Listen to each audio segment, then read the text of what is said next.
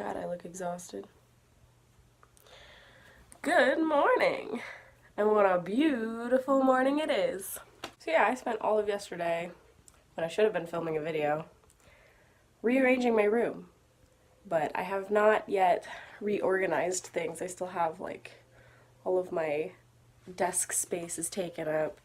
My vanity looks good, which, by the way, guys, I found this out in the garage. This used to be mine when I was a little kid, and I figured that we could maybe make a project out of it and restore it, because it's a pretty cool desk. It has like a flip open top, and there's like a mirror that goes right here and all this stuff. But I thought we could do like a sustainable DIY and find the most sustainable way to restore a piece of furniture, and then we could use it for the videos. But other than that, I have not organized anything really, and I thought that I would maybe do that with you guys. And now my cat's trying to escape my room, so I guess I better let her out and head to class. What a beautiful model you are. Okay, well apparently I lost that clip thing. I might have thrown it away. I was like, we used to have a clip thing. It was but it's not there anymore. I remember debating, like, will I ever use this again? Ever. And then like being like holding it above the trash can and then not. And I don't remember what my decision was. Wait, you threw it away instead of donating it? It's like it's a terrible. Why would you even get rid of it? We used it all the time. It was with the Christmas stuff. I was purging. Hey guys, so the other night my mom got home from work and she came up to me and said, "Honey, I just gotta give you a big hug and congratulate you." To which I was like, "For what, Mom? I haven't done anything lately that warrants that." And she started telling me about the Lori Loughlin issue going on in politics right now. And for those of you that don't know, Lori Loughlin from Full House, Fuller House, the Hallmark Channel, wherever you know her from, basically is in a lot of trouble right now because she paid her two daughters' way into USC by faking test scores and paying off the proctors to kind of look the other way. And this has been a huge part of the news lately because she was just accused of doing all of this, and it's brought to light a bunch of other people who have also done it. And it's gotten to the point where a lot of people are wondering, did I not get into my dream school because of people that paid their way in an unfair way? And to the point where I've even started to wonder, like, did I not get into my dream school, which was UCSB, when I first applied for colleges, because someone else paid for their spot to get in? It's just kind of unfathomable to me that someone would be that dishonest, and especially in regards to their children's education, not even their own life, but their children. They're giving their kids a false sense of hope and a false sense of accomplishment and intelligence by saying, "Yeah, honey, you got in yourself, even though we paid for your test scores," kind of thing. And I've always kind of struggled with the fact that I went to a smaller university, and I've always wondered why people from the Ivy Leagues think that they're so much better than the rest of us who had to work their way through college and make sacrifices by going to a smaller university that was a little bit more affordable, and that they could take their time doing their education because they had to work their way through or whatever. And if anything, this sort of equilibrates it to me, because now at least I know that I worked my butt off to get into college and to get my degree. And I'm not discounting anyone that went to an Ivy League or a private school or anything like that who did do all the work themselves. But I hope that this, at least in the minds of other people, helps them see that we are all equal. Just because you went to a really prestigious university and paid all this extra money for that education, it doesn't make your education any more valuable than mine because I went to a state school and I, did it the cheaper route because that's what I could do.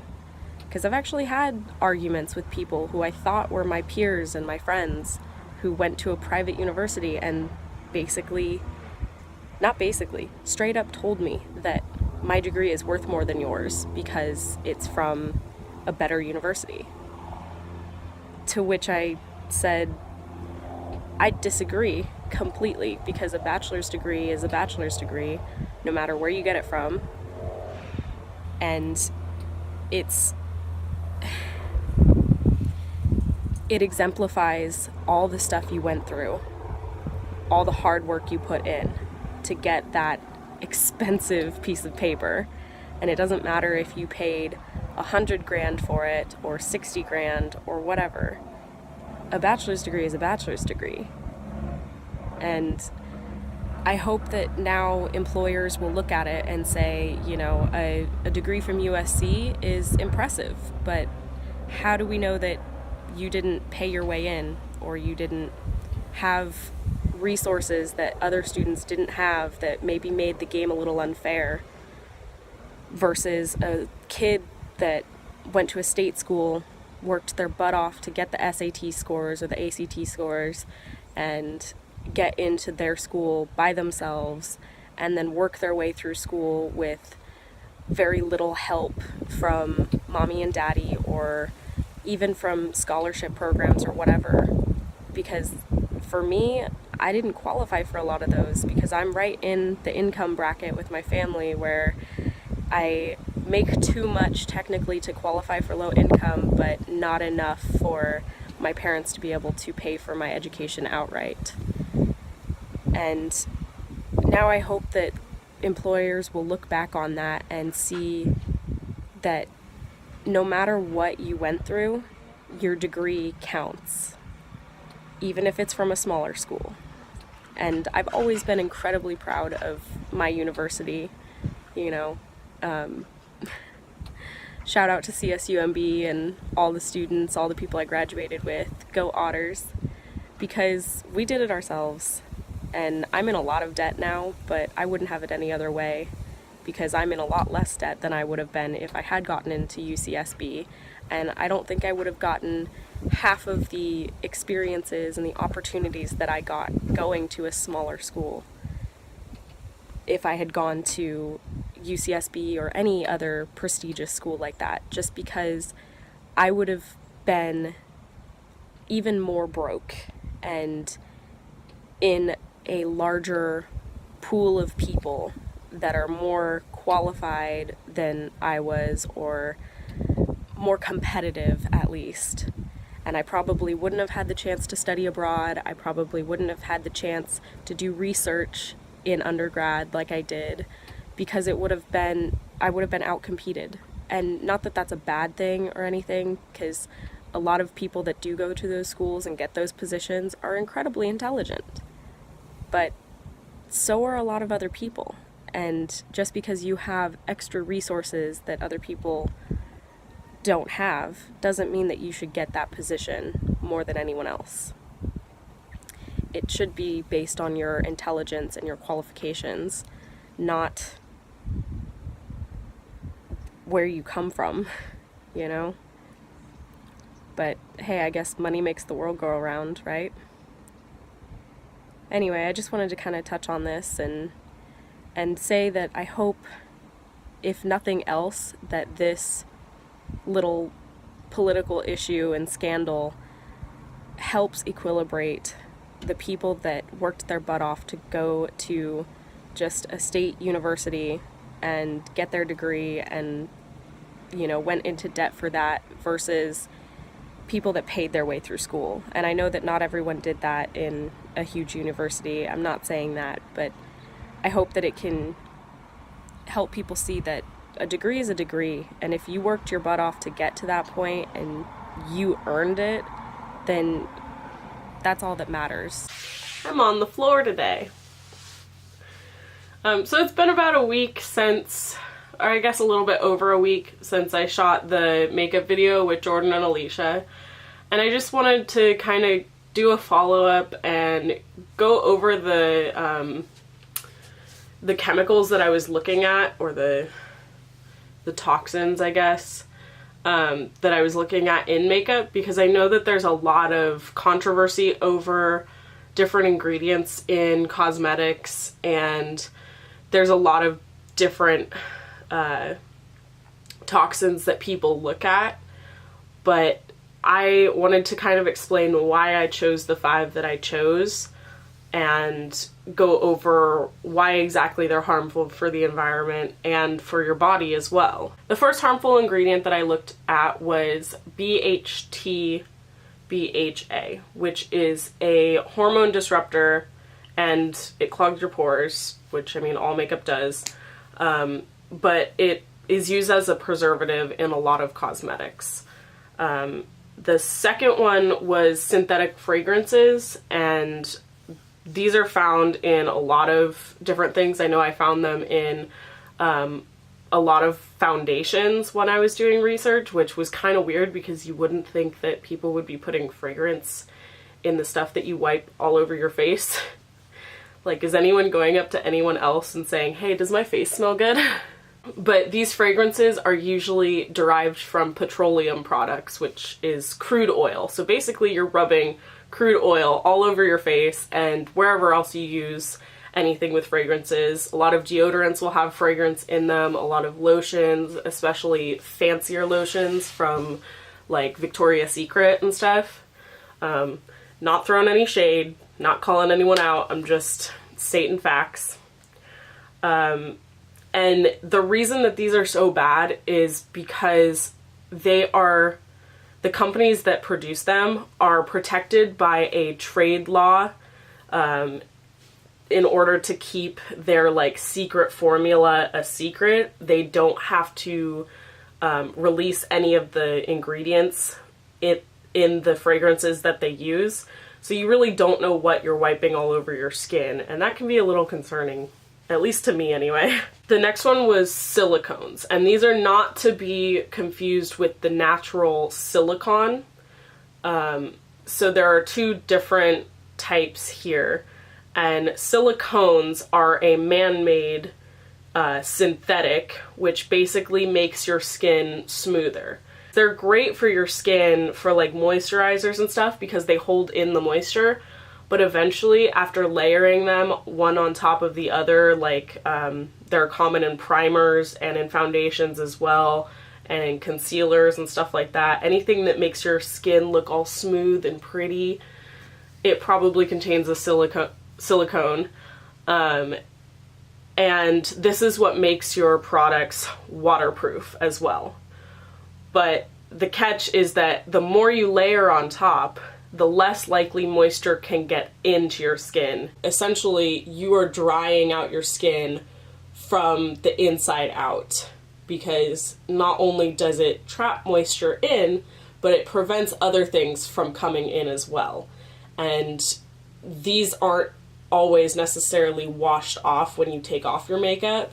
Again, they're waterproof, so if you use any water-based makeup remover, you're less likely to get all of it off, and it'll start accumulating on your skin, which is not good for you. And because they're synthetic, they're man-made, they're incredibly stable molecules. And if you've ever taken chemistry, you know that some things break down naturally over a very short period of time. That's called biodegrading.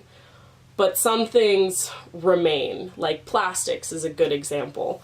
And that's actually the next one on my list, but we'll get there. So because these are so stable, such stable molecules, they will stay on your skin, in the environment, wherever they are, for a really long time and probably forever. And that's something to think about. But these are different from silicas, which are from silicon, which is a natural substance. So don't get confused when you're reading your makeup product ingredients. If it says dimethyl sialate, that's a silica. But if it says dimethicone, that's a silicone. So the second one is the one that's bad for you. The first one is A-okay. So next is polyethylene, which is peat. Yes, there's plastics in your makeup. Oh, hi, kitten. I have a little black shark circling me. Say hi. You're so cute. And she hates me right now because she doesn't like being manhandled. No? Okay. Now I got fur all over me. So yeah, there's makeup in your plastic. That's totally what I meant to say. So yeah, there's plastic in your makeup and you're rubbing it all over your skin. I don't know about anyone else, but that sounds terrifying. And these are considered safe by the FDA, but in my opinion, I don't know, I don't really want to rub any kind of petroleum-based product on myself. And even more so, like, it's bad for the environment. So I'm choosing to cut out any products that have polyethylene in them. And I suggest that you guys do too, but hey, you do you. The last one is parabens. This is a widely controversial ingredient in cosmetics and in products in general. A lot of things have parabens in them, and they're named several different things. There's different kinds of parabens. And what everyone's wondering nowadays is, are these linked to cancer? Because we use them in our deodorant, in our lotions, in our moisturizers, in a lot of different things. And the great part about them is that they soak into our skin super quick. These are chemicals that are now in your body that we're just slathering all over ourselves. They're in literally everything. Look at your sunscreen, look at your deodorant, look at all of your makeup ingredients, all of your cosmetics. They contain parabens.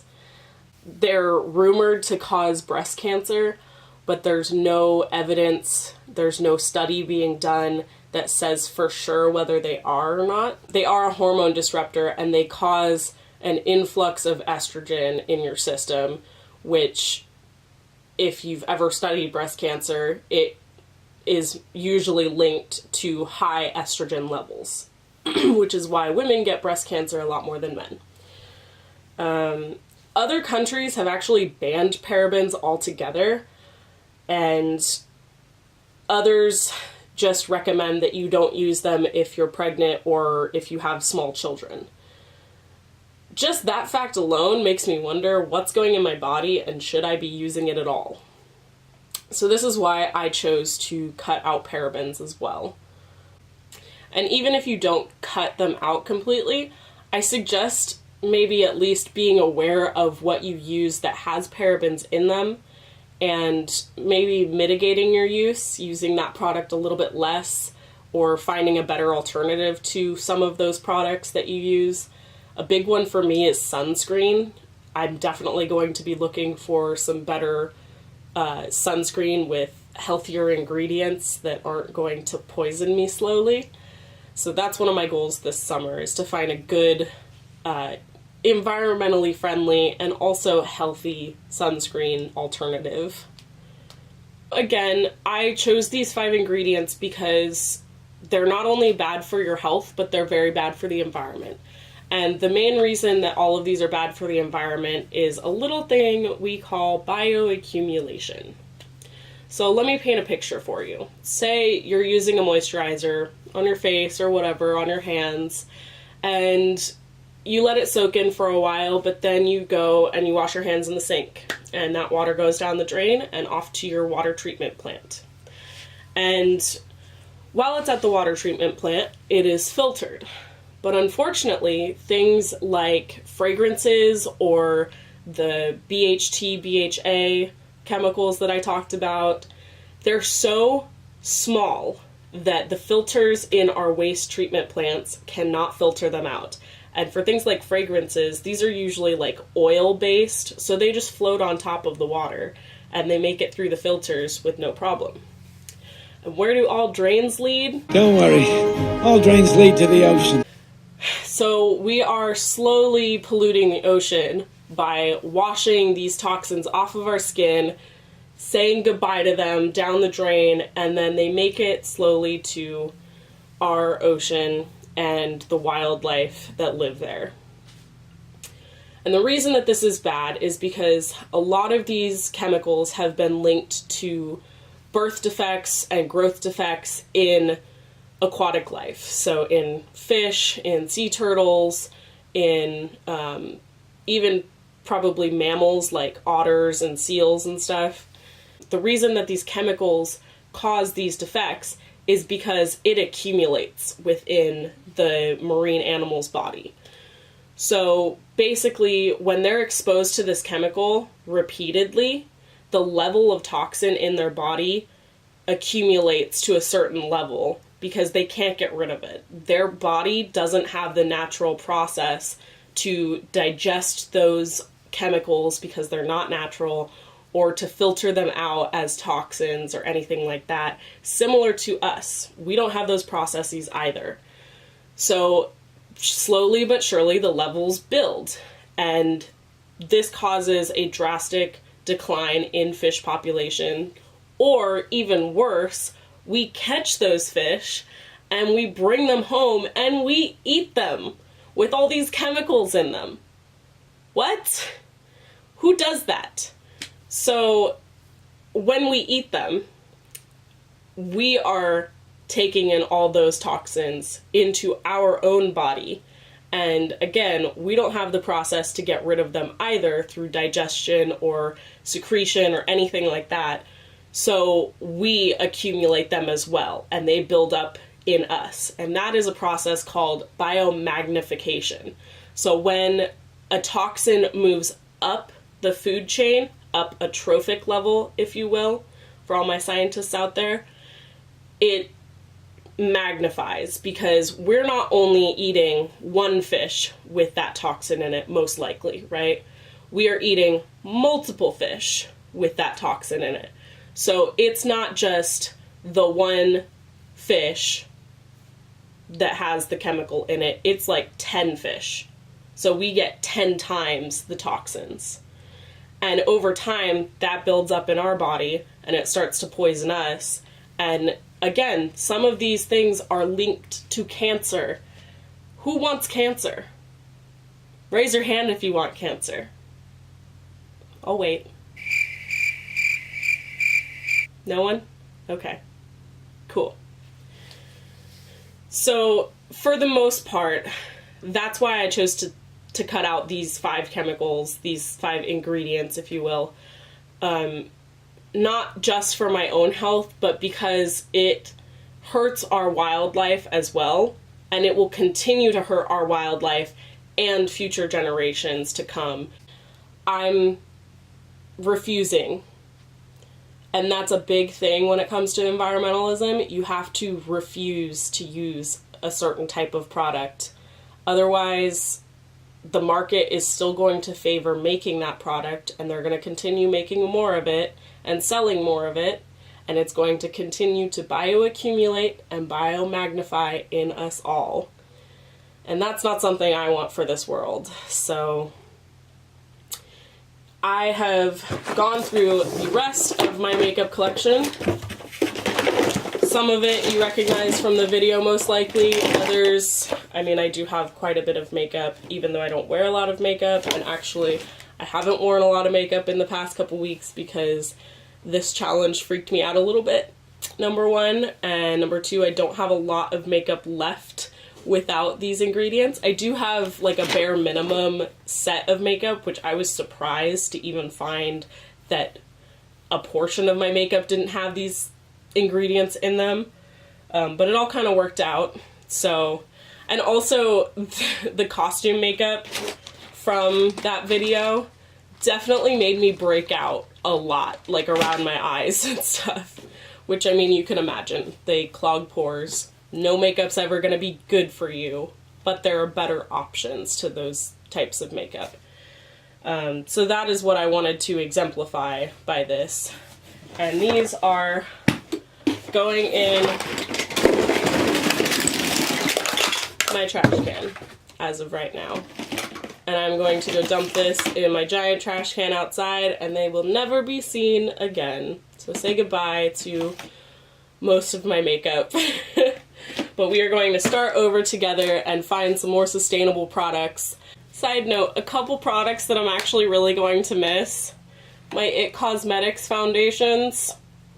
I'm so sad. They contain some of those toxins. I think mainly the silicones. Yeah, silicones, not silicone. And then also my bright red Revlon lipstick. This was one of my all-time favorite products, and I've had this since my first high school dance show, which was kind of when I felt like I made it to the big leagues, like, I'm a real dancer now kind of thing. And I know that that's stupid, but it just has like a little bit of nostalgia to me. But at the same time, like, it's not good for you, it's not good for the environment, so it's going in the trash. I will kind of miss it, I'll miss the nostalgia of it, but I think it's better this way. It's not me, it's you. Anyway, that is it for me this week, you guys. Thank you so much for watching my videos. If you haven't already, please hit that subscribe button down below, become a hippie yourself. And remember, nothing ventured, nothing gained.